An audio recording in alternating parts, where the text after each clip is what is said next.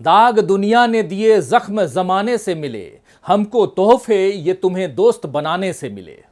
नमस्कार, मैं हूं राजीव और आप देख रहे हैं घूमता हुआ आईना। राष्ट्रीय स्वयंसेवक संघ यानी आरएसएस के चीफ मोहन भागवत समय समय पर अपने बयानों से सुर्खियां बटोर लेते हैं और उससे उन्हें यानी आरएसएस को या बीजेपी को कितना नफा कितना नुकसान होता रहता है, इस पर बातें भी होती रहती हैं। लेकिन भागवत जी आग के गुण और दोष के बारे में तो जानते ही होंगे कि आग एक बार लगती है तो जितना उसे भड़काया जाए उतनी फैलती जाएगी। चाहे पत्थरों के टकराने से चिंगारी भड़के या फिर जंगल में आग लगे या फिर हवन कुंड में आग जलाई जाए, लगाई जाए, आग का व्यवहार एक ही तरह होता है, फैलना और बिना भेदभाव के हर किसी को अपनी चपेट में लेना। लेकिन मोहन भागवत की बातों को सुनकर लगता है दोस्तों कि आग उनके कंट्रोल में रहे और उतनी ही फैले जितनी वो चाहते हैं। दरअसल देश में मस्जिदों के नीचे मंदिर तलाशने वाले इस माहौल में राष्ट्रीय स्वयंसेवक संघ यानी आरएसएस के प्रमुख मोहन भागवत ने कहा है कि हर मस्जिद में शिवलिंग को क्यों देखना चाहिए। रोज एक नया मसला, एक नया मामला निकालना ठीक नहीं है, हमें झगड़ा क्यों बढ़ाना है। इसके साथ ही संघ के मुखिया ने साफ कह दिया है कि संघ आगे मंदिरों को लेकर कोई आंदोलन नहीं करेगा।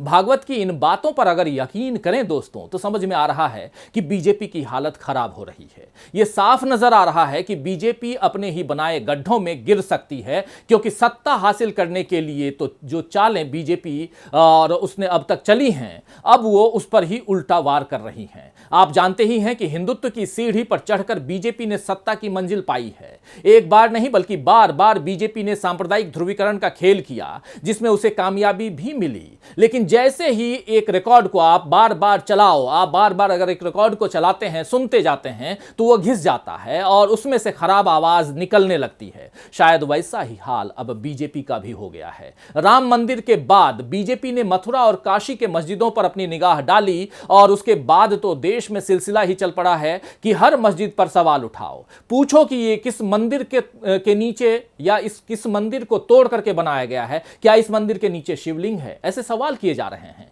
लेकिन अब ये सवाल बीजेपी के गले का फंदा बनने लगे हैं।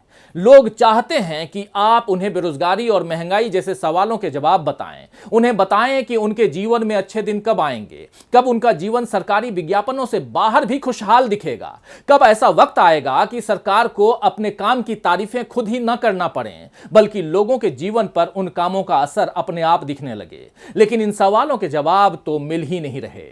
मोदी जी हर महीने मन की बात में थोड़ा प्रवचन दे देते हैं, कभी यूपी से, कभी हिमाचल से, तो कभी गुजरात से सरकारी योजनाओं का ऐलान करते हैं, मगर जनता जिन सवालों के जवाब मोदी जी से जानना चाहती है उस बारे में वो कुछ नहीं कहते हैं। मोदी जी की ये चुप्पी बीजेपी का बचाव तो करती है, लेकिन अब संघ को मोदी जी का ये तरीका पसंद शायद नहीं आ रहा है, या ये कह सकते हैं कि आरएसएस की नजर में मोदी जी अब खटकने लगे हैं और इसीलिए अब मोहन भागवत ने उस मुद्दे पर बड़ा बयान दिया है जिस पर बोलने से पीएम मोदी बचते रहे हैं।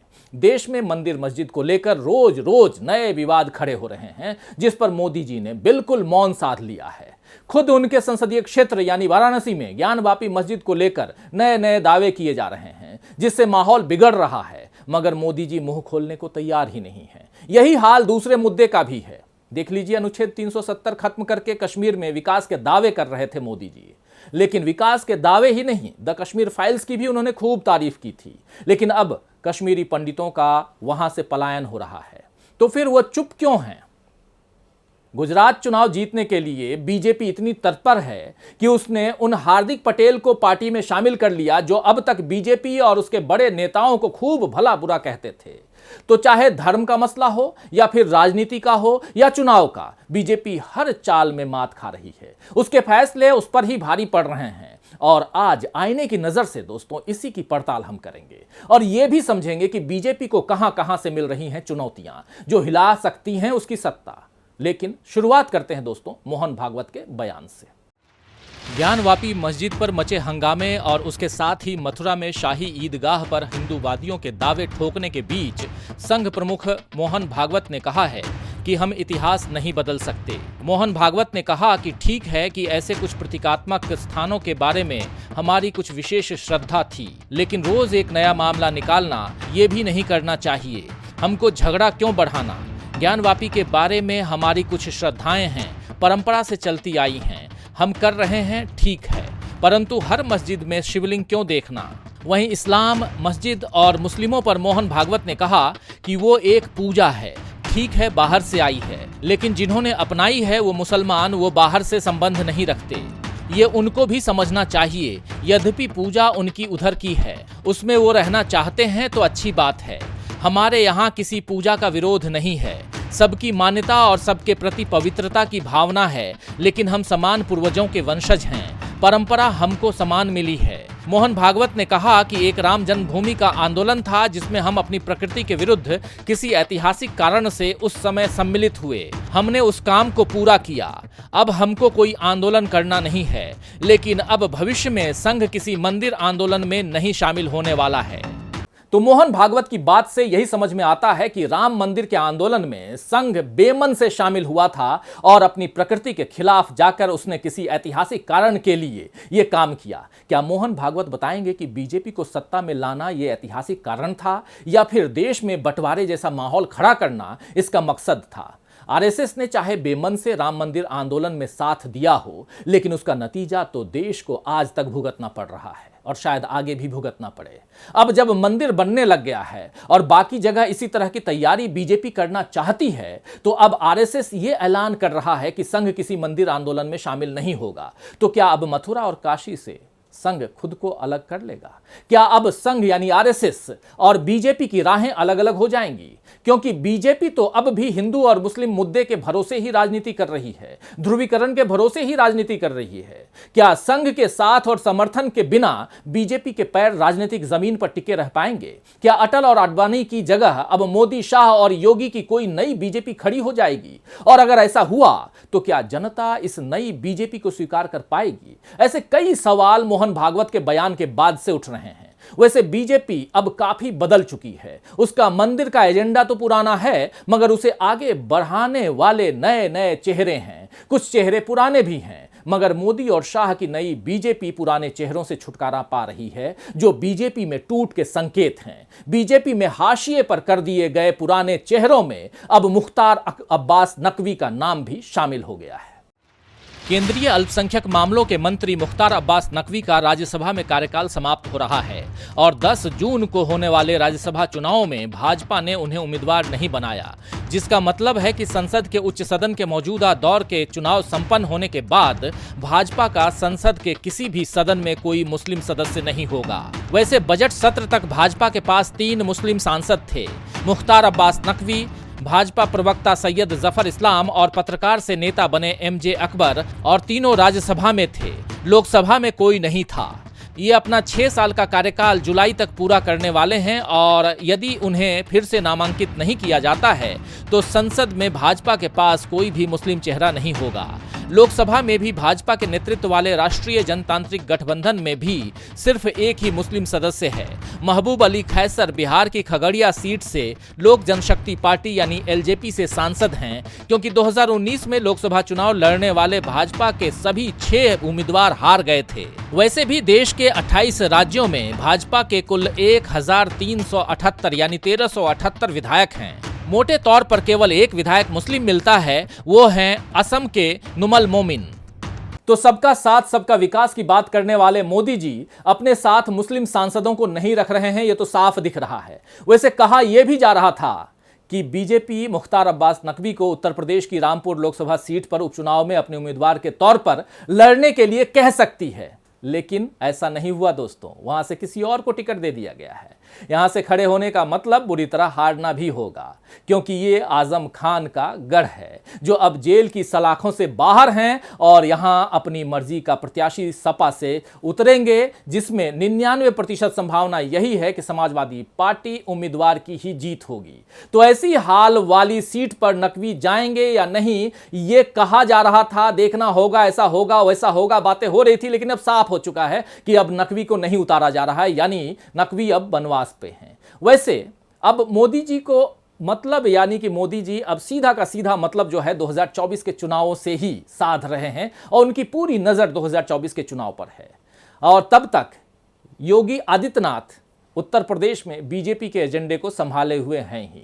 मोदी जी की चिंता अब गुजरात विधानसभा चुनावों को लेकर भी है, जहां बीजेपी की हालत बिगड़ती हुई जा रही है और जैसे खराब तबीयत में गलत दवा लेने से खतरा बढ़ जाता है, वैसा ही हाल बीजेपी का हार्दिक पटेल को शामिल करने से भी होने वाला है। यानी हार्दिक पटेल को आप अपनी पार्टी में लेकर आए हैं तो कहीं ना कहीं आपकी तबीयत बिगड़ेगी। तो क्या मर्ज ठीक करने की जगह बीजेपी को मरीज बनाएंगे हार्दिक पटेल? आइए ये भी जरा समझ लेते हैं। गुजरात चुनाव में बीजेपी का सबसे बड़ा डर यह है कि कहीं वो सत्ता से बाहर न हो जाए। पिछले विधानसभा चुनाव में कांग्रेस ने बीजेपी को ऐसी टक्कर दी थी कि जिसकी कल्पना उसने कभी नहीं की थी। बीजेपी ने बहुमत तो जुटा लिया था, लेकिन लोगों का भरोसा नहीं जुटा पाई। खासकर पाटीदार आंदोलन के बाद बीजेपी की छवि ऐसी खराब हुई कि उसे मुख्यमंत्री बदलने पड़े। एक के बाद एक दूसरे चेहरे पर बीजेपी ने दांव लगाया, मगर अब भी बीजेपी आश्वस्त नहीं है कि वो चुनाव जीत जाएगी। इसलिए उसने तोड़ फोड़ का खेल शुरू कर दिया और जिस पाटीदार आंदोलन से उसकी सत्ता की नींव हिली, उसी के मुखिया हार्दिक पटेल को अब भगवा गमछा पहना दिया गया है। बीजेपी में आने से पहले कांग्रेस ने हार्दिक पटेल को अपने संगठन में जगह दी और पद भी दिया, मगर हार्दिक पटेल शायद राजनीतिक पारी शुरू करते ही शिखर तक पहुंचना चाहते हैं। उनकी महत्वाकांक्षाओं के लिए कांग्रेस में जगह नहीं बन पाई तो उसे भला बुरा कहते हुए हार्दिक पटेल बीजेपी में आ गए, जबकि अब तक बीजेपी को वो कोसा करते थे। उनके कई पुराने ट्वीट्स अब वायरल हो रहे हैं, जिसमें वो बीजेपी की जोड़ तोड़ की राजनीति और मनमाने फैसलों पर कड़ी आलोचना कर चुके हैं। लेकिन अब उसी बीजेपी के छोटे सिपाही बनने के लिए हार्दिक पटेल तैयार हो गए हैं। उन्होंने बीजेपी को मजबूत करने के लिए प्लान भी बना लिया है। कांग्रेस को तोड़ने के संकेत देते हुए हार्दिक पटेल ने कहा है कि मेरा मानना है कि कांग्रेस पार्टी किसी भी तरह का काम नहीं करना चाहती है। मैं अन्य दलों के नेताओं से आग्रह करता हूं कि वे भाजपा में शामिल हों। पीएम मोदी पूरी दुनिया का गौरव हैं। हार्दिक पटेल पिछले 3-4 दिनों से जिस तरह की भाषा बोल रहे हैं, उसे देखकर शायद गिरगिट भी सोच में पड़ जाए कि कोई इतनी जल्दी रंग कैसे बदल लेता है। कुछ वक्त पहले तक मोदी जी की नीतियों और फैसलों पर आपत्ति करने वाले हार्दिक पटेल को अब मोदी जी दुनिया का गौरव दिख रहे हैं।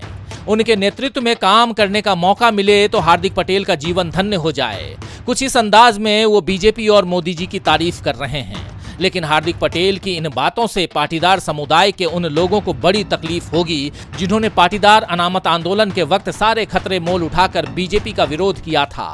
हार्दिक पटेल की बातें बीजेपी के उन लोगों को भी अच्छी नहीं लग रही होंगी जिन्हें अब तक हार्दिक कोसते आए हैं। तो हार्दिक पटेल ने तो अपनी महत्वाकांक्षा के कारण बीजेपी ज्वाइन की है, लेकिन बीजेपी ने जिस तरह मजबूर होकर हार्दिक का स्वागत अपने मंच पर किया है, उससे यही नजर आ रहा है कि बीजेपी के पैर गुजरात में उखड़ रहे हैं। अब चाहे मोदी जी में हार्दिक पटेल को दुनिया का गौरव दिखे, गुजरात के लोग मोदी जी को अपना गौरव मानेंगे या नहीं, ये तो चुनाव में तय हो जाएगा। वैसे 8 सालों के शासन में देश विदेश में अपना प्रचार मोदी जी ने खूब किया, लेकिन उनके शासनकाल में जिस तरह अल्पसंख्यकों को निशाना बनाया गया है, उससे विदेशों में मोदी जी की छवि पर उंगलियां भी उठी हैं। अभी एक बार फिर अमेरिका ने मोदी सरकार की साख पर सवाल खड़े किए हैं। दुनिया भर में धार्मिक स्वतंत्रता पर अमेरिकी विदेश मंत्रालय की 2021 की रिपोर्ट जारी हुई है, जिसे जारी करते हुए अमेरिका के विदेश मंत्री एंटनी ब्लिंकन ने कहा है कि भारत दुनिया का सबसे बड़ा लोकतंत्र है, जहां अलग अलग धर्मों को मानने वाले लोग रहते हैं। वहां हाल के दिनों में लोगों पर और उपासना स्थलों पर हमले के मामले बढ़े हैं।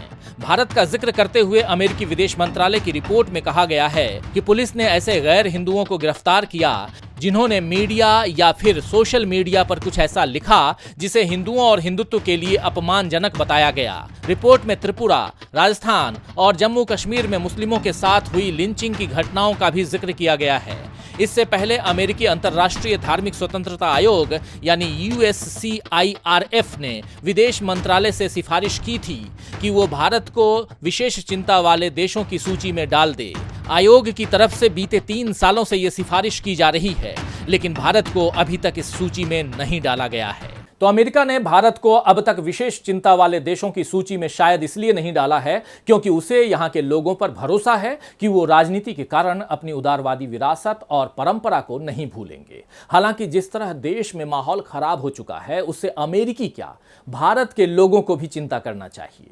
हमारी भावनाओं को तरह तरह से भड़काने का खेल खेला जा रहा है। इसमें फिल्मों को भी हथियार की तरह इस्तेमाल किया जा रहा है। आप सब देख रहे हैं, कुछ वक्त पहले द कश्मीर फाइल्स आई थी, जिसका प्रचार मोदी सरकार ने भी खूब किया और जनता को यह समझाने की कोशिश की गई कि कश्मीरी पंडितों की असली हमदर्द केवल बीजेपी है। मगर अब जिस तरह कश्मीर में टारगेट किलिंग्स हो रहे हैं, उससे एक बार फिर बीजेपी की असलियत सामने आ गई है दोस्तों। अब फिर बड़ी संख्या में कश्मीर से पलायन शुरू हो गया है और अब मोदी जी से यह सवाल किया जाना चाहिए कि अनुच्छेद 370 वापस लेने का फैसला क्या सही था? क्या फिल्म में हकीकत दिखलाई गई थी या उसके जरिए नफरत का माहौल बनाया गया? जाहिर है कि मोदी जी इन सवालों के जवाब नहीं देंगे। द कश्मीर फाइल्स ने तो मुनाफा कमा लिया और अब राजस्थान चुनाव से पहले सम्राट पृथ्वीराज लेकर के अक्षय कुमार हाजिर हो गए हैं। बीजेपी फिर से फिल्म के प्रचार में लग गई है। अमित शाह और योगी आदित्यनाथ ने इस फिल्म को देखा है। कई बीजेपी शासित राज्यों में इसे टैक्स फ्री कर दिया गया है, लेकिन कुवैत, ओमान और कतर जैसे देशों में इस फिल्म पर बैन लगा दिया गया है क्योंकि इसमें जबरन धार्मिकता थोपी गई है। मोदी सरकार में लिए गए फैसलों से ही नहीं बल्कि मोदी राज में बन रही फिल्मों से भी अगर विदेशों में भारत का नाम खराब हो तो फिर सोचने वाली बात है कि रहीम और तुलसी के देश को मोदी सरकार ने किस हाल में पहुंचा दिया है। खैर, शायर आदिल मंसूरी ने ठीक ही फरमाया है कि नींद भी जागती रही पूरे हुए न ख्वाब भी, नींद भी जागती रही पूरे हुए न ख्वाब भी, सुबह हुई जमीन पर रात ढली मजार में। तो आज के लिए बस इतना ही, फिर मिलेंगे खबरों के नए आईने के साथ। तब तक देखते रहिए डीवी लाइव। नमस्कार।